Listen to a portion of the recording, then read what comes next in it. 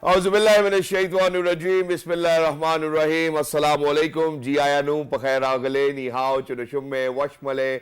Ohio Gonzaimas, Guten Morgen, hola, boyo, privyet, kaifahal. Hale shuma chatore, ahlan wasar, marhaba. Buna, mucho, gracias, swabia, balli kare aya. Hoş geldin, nahasa, huyamura, chivatto, chihal, jod, kali, mera, khairotan.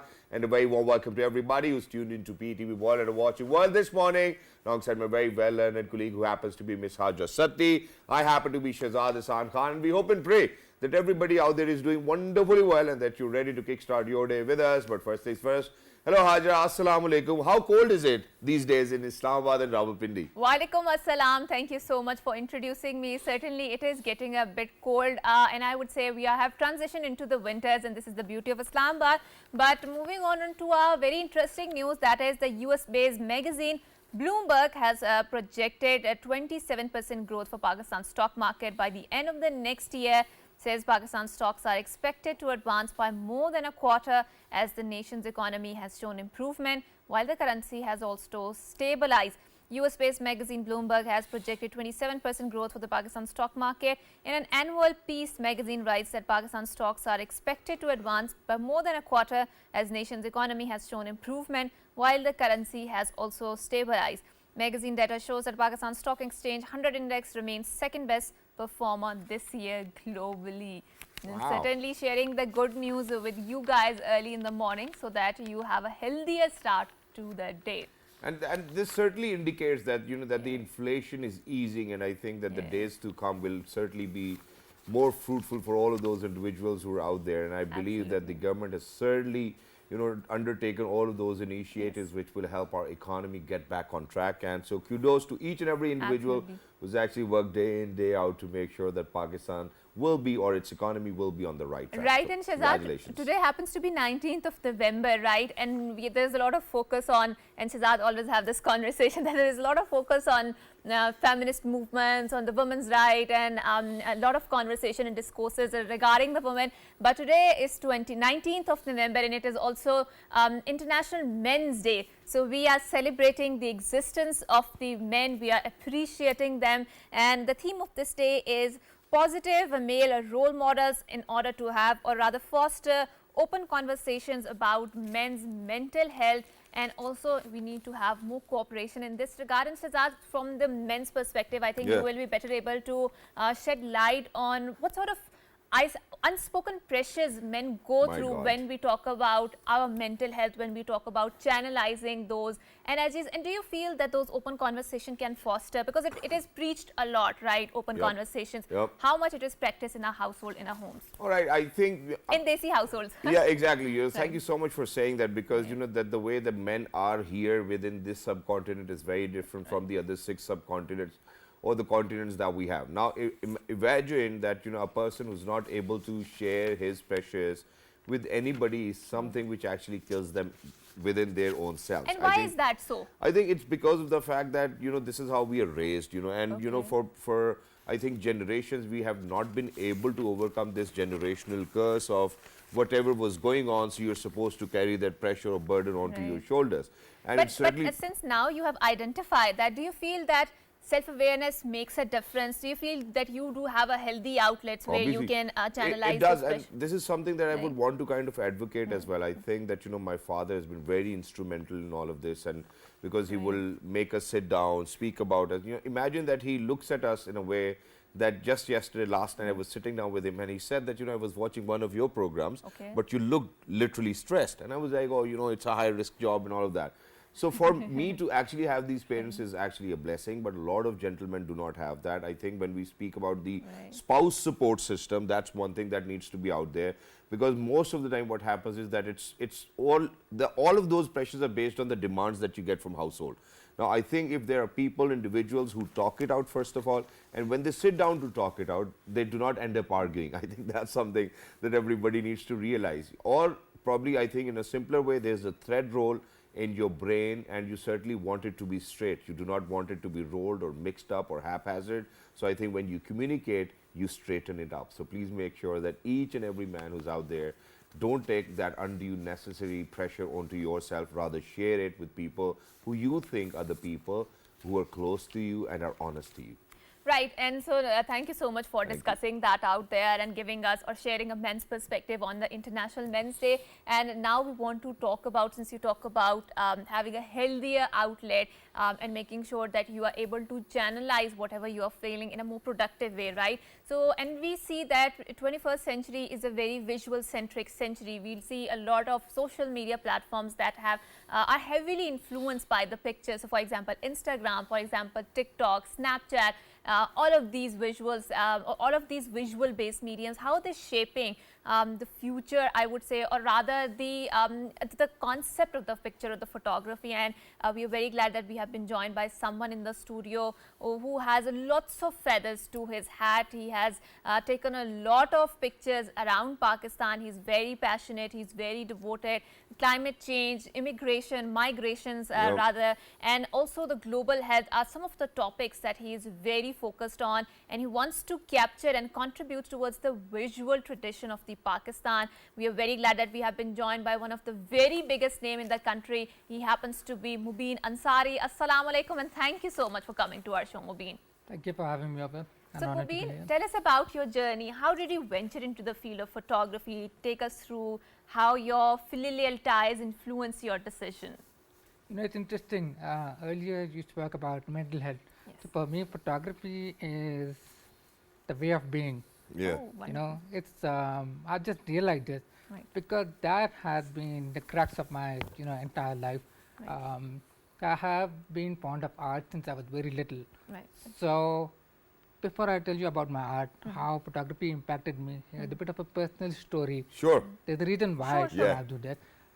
So I have a hearing loss, profound hearing loss since I was 3 weeks old. Okay.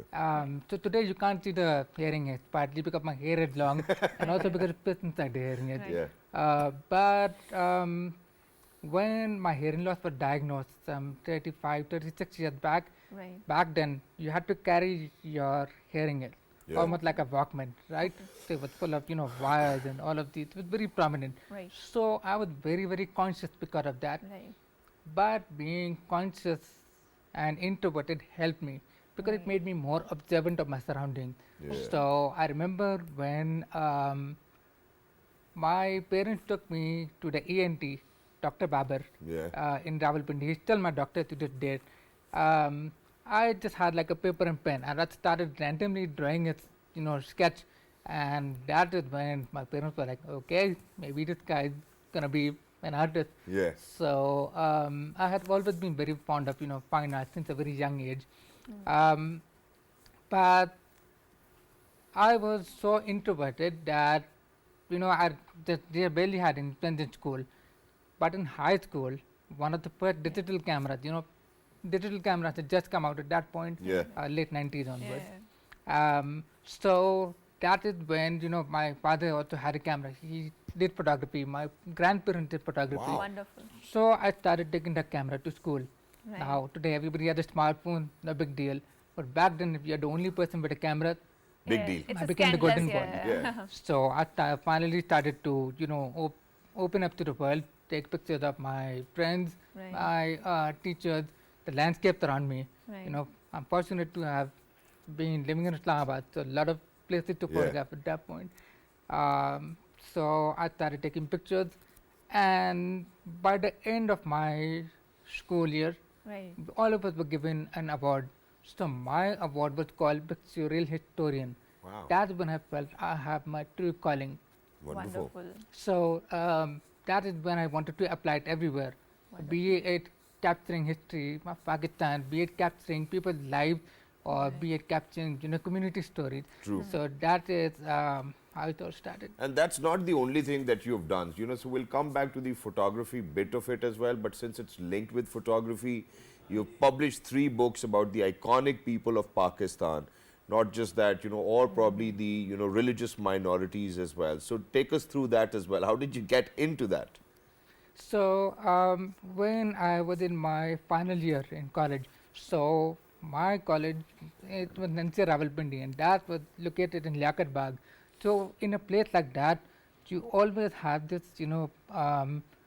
political opinion, or you're surrounded by, like a lot of politics. So that kind of fuels what you have to do in your purpose in life. Right. So I remember one day I was going back from Juma back to college, and there was this elderly gentleman who I always used to run, really pleasant guy.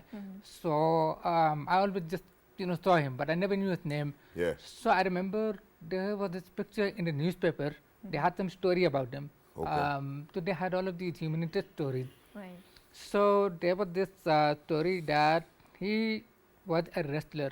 He was 104 years old. All right. Now this is 2007. So and he used to train wrestlers, and he used to talk about these stories of how he used to win, all these wrestling matches back in 1940s. Yeah. And he used to win Interesting. 100 rupees and get a ticket from Delhi to Lahore. And I was like, each one of us has a story. Yeah. So that is when I decided that we talk about landscape, we talk about heritage, all of that is there, but it is also the people who make us. True. Be it people like Abdul Ji, Aditya Kawatji, Abra Parveen, unsung heroes as well as all these prominent icons. True. So I wanted to document them. Wonderful. So my first book, Dharkan, is about capturing these icons. My college was also located very close to gurdwaras and churches and mandirs. So I was always very curious yeah. about all of these places of worship. Androon Shahar, right? Yeah, that we have such a inclusive. Can you show us diversity. the books as well? So that you is so much. this is my book, thank which is you. on the religious Right. minorities. So it's white in the flag, a promise forgotten, Mobeen Ansari, second edition. This is the second edition, by the way. So just to take a closer look. My God, look at these pictures. You feel like taking a deep breath. My God. Can we also have the second book? Yeah. And this book is Miras, Miras. which is my Heritage. recent book. Yeah. It's the sequel to my first one. The pictures are just so iconic. There are lots of It's more like a Pictures of- coffee table book that you want to go through, which actually encompasses the entire history and the culture and those iconic people who certainly contributed quite a lot towards us. Right. I think it's wonderful. But while we're at it, Mr. Mobeen, congratulations on doing so much for us and our motherland. Yeah. Let's talk about the impact of photography, because you happen to be a photojournalist yourself. And for us to actually get stories on television and radio is a very different medium. But to analyze a story from a picture is a very different medium, which we still think that people need to understand more. So the impact of photography, how would you gauge that? So photography helps humanize everything, Okay. especially portraits. So earlier when I mentioned to you about my hearing loss, if I would talk to a person, I would understand more by reading lips. I would understand more by seeing body language, Yeah. or just reading of non-verbal Exactly. communication. So for me, photography is the better understanding of that. Even if you Yeah. take a picture of a person who you have met for maybe 2 seconds, you get to know everything about him. You create a memory with that person. That's true. So if you apply that to places and people that you photograph, you are able to tell their stories. Yeah. Right. Everybody wants to be heard, everybody wants to be seen. True. Yeah. So for me, this is opening a dialogue. Anytime, let's just say, when a tragedy strikes somewhere, so people talk about numbers, statistics. This many people died, this many people injured. Yeah. But what's the story there? Who were there? Humanizes it, Yeah, right? yeah, So my last photo shoot was of Mr. Zafar Masood, he's the CEO of Bank of Punjab. So in 2020, You survived the he crash, was- right? Yeah. Yeah. So he was one of the 2 survivors of a Survivor. very tragic air crash that happened, and he is now talking about it, talking about survivor's guilt, talking about how he's evolved, or his thought process. Right. So spending time with him allowed me to understand that. Now think about how that applies to everybody. But Mobeen, I would also like you to please talk about, because you're a photojournalist, right? And when we talk about journalism, then we talk about photography. So photography lends credence to what is written, the word, right? But now with the deep fakes, with the artificial intelligence, do you think the conversation will be the same when we talk about the role of the picture? Because it is said a picture is worth 1,000 words, right? So how do you gauge the impact of that? So the impact of that can be in many ways. So my assignments sometimes Right. are actually related to telling the stories. Right, right. For example, I work a lot in global health and migration. Okay. You know, when you talk about polio, but unfortunately, it Still has exists, yeah. resurfaced. True. When I was commissioned for a polio assignment for the Bill Gates Foundation, it was in 2016, 2018. In Right. 2018, we just had one case.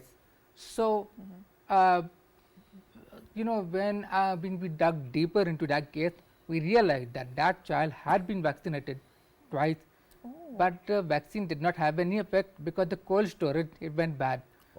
So then you have stories like in Kailash Valley, in the diverse Kailash Valley, which is beautiful. Everybody knows about that. The indigenous tribe that is there. The mother had her child vaccinated, and 20 years back, the mother herself had been vaccinated. So you have all of these humanity stories. Then you start talking about polio, the importance of polio vaccinations. Then in migration, you know, because my grandparents migrated from India. Right. They came Mine from too. Saharanpur. Right. So I think, you know, I have always been curious about the migratory nature of things, Okay. because before that, their parents, their grandparents came from different places. So when you apply that, you are able to make empathy. Yes. You know, you're able to create empathy in people. Right. If I have a portrait of a Kailash person and somebody, let's say in Argentina, sees it and they're able to relate to the picture, Oh. so you are able to transcend barriers. For me, Exactly. art is Wow. about transcending barriers, and photography is about that. Thank you so much. Thank you so much, Mobeen, for doing that. And thank you so much for having such a vibrant mindset of how photography can actually be utilized as a tool to transcend barriers. Thank you so much for being with us. Thank Lovely you to so be much. in conversation with you. And just to very quickly wrap it up, you know, before, because it was on a lighter note, I didn't want it to disturb the conversation. Whenever you look at a picture, because I do know for a fact when I was a student, I couldn't really, you know, memorize, or it wasn't rote memorization. So I had a photographic memory. If I look at things multiple times, I would remember where was what, you know. So while we are at it and while we were talking about how, you know, you can actually judge people by just looking at their pictures, well, I'm nobody to judge, but yeah, हाँ तस्वीर देखते ये पता चल जाता है बंदा दो नंबर है तो मेरा ख्याल है I think for everybody who's out there, probably make sure, because these pictures, ladies and gentlemen, cannot speak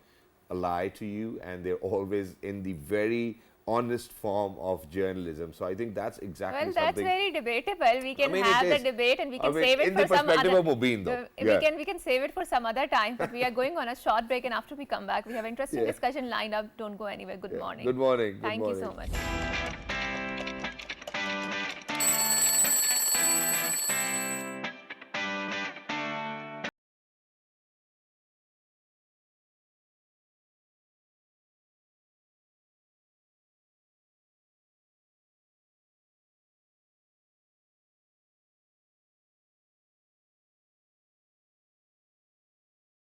Back, but thank you so much for tuning in again, and we want to talk about how the environment health is impacted by the human activity, and in this regard we want to highlight the eco-terrorism that is being carried out in the Indian illegally occupied Jammu and Kashmir, and how the chinar trees are being deforested to rehabilitate the very settler colonial ideas of the Indian state. So our team has made a very interesting visual representation of that. Sajeel Dogar has done that, and why don't we go and take a look at his report. Leaders are gathered in Baku, Azerbaijan at the COP29 summit to address the challenges posed by climate change. While the world leaders focus on the melting glaciers and carbon emissions, a silent spectator in the Indian-occupied Jammu and Kashmir desperately awaits the attention of the world. The chinar tree, an emblem of Kashmir's cultural and ecological identity, is in sharp decline in the Indian-occupied Jammu and Kashmir. Unchecked urbanization, coupled with indifference of the authorities towards preserving Kashmir's heritage, has led to its dwindling numbers. Originating from Persia and introduced by the Mughals, chinars have graced Kashmir's shrines, gardens and landscapes for centuries. Once numbering over 50,000 in the 1980s, they are now reduced to less than 35,000. Beyond its majestic beauty, the chinar holds deep cultural significance, featuring prominently in local art, poetry and folklore. The tree is cherished as a metaphor for Kashmir's resilience. However, the calls of local activists and environmentalists for the preservation of the chinar tree seem to be falling on deaf ears, as unchecked development encroaches on its natural habitat the future of this iconic symbol remains uncertain, endangering a tree central to Kashmir's identity. This decline of the chinar is part of a broader pattern of environmental degradation driven by human greed. Across the world, natural treasures are sacrificed in the name of development, and the chinar's fate seems no different. The aggressive push for demographic change by the Indian authorities, aiming to alter the region's population balance, fuels a juggernaut of development that disregards the native flora and fauna. The chinar tree, once a vital part of region's landscape, now stands as a silent witness to this rapid and destructive transformation. Reporting for PTV World, this is Sajeel Dogar. And that's not the only thing that India has actually damaged us with. I mean, imagine that if you are to talk about this current season which is going on in Pakistan, certainly the farmers over there in India, in our neighboring countries, with whatever they're burning, with the leftovers, ladies and gentlemen, has caused a multiple centric issue over here in our country where a lot of our cities have been under smog, may it be Lahore, may it be Multan, even previously Islamabad as well.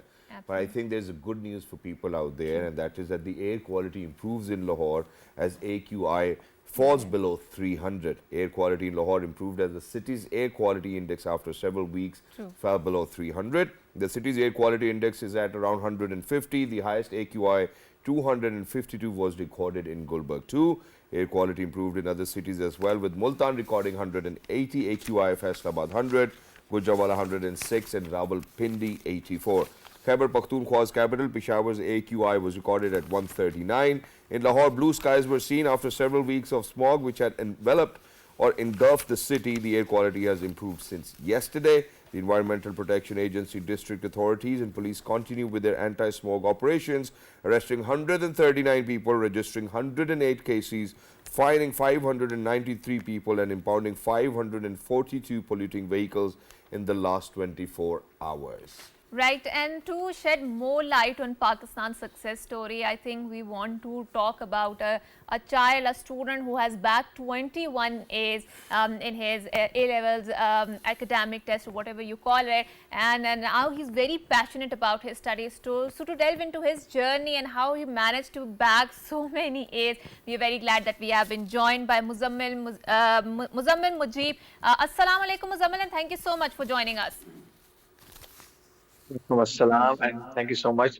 I should thank you for having me here today. And Congratulations. Assalamu alaikum. Congratulations Thank to you so you, to much. your family. You've done a great job. It's fantabulous. I feel a little jealous too as well. Couldn't score a single A while I was studying. How did you do it?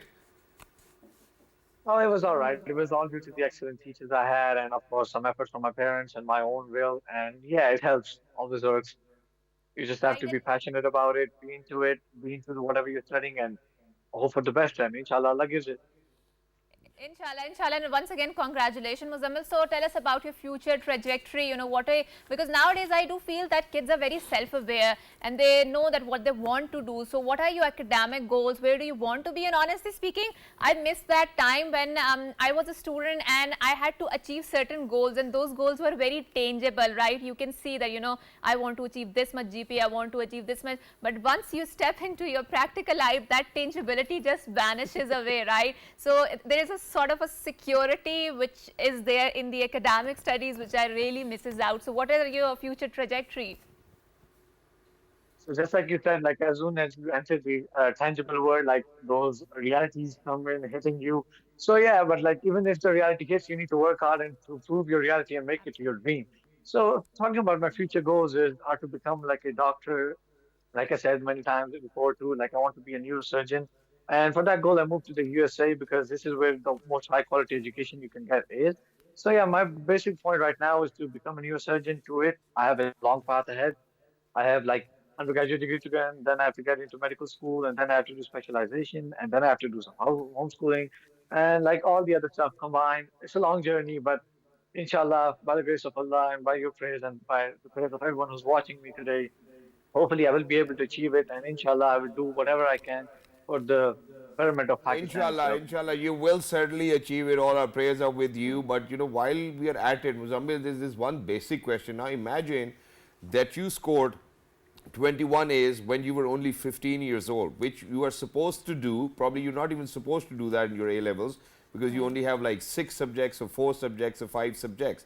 You went to do extra. why were you overburdening yourself when you knew that you have enough time, inshallah, ahead as well? So why did you choose to do it?